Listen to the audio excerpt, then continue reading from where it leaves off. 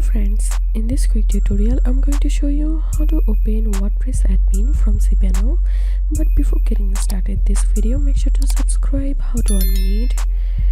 So first of all, you have to open your cPanel and then open Softaculous. Here you can see Softaculous application. Click on it and then here you will get your WordPress installation. So simply click on login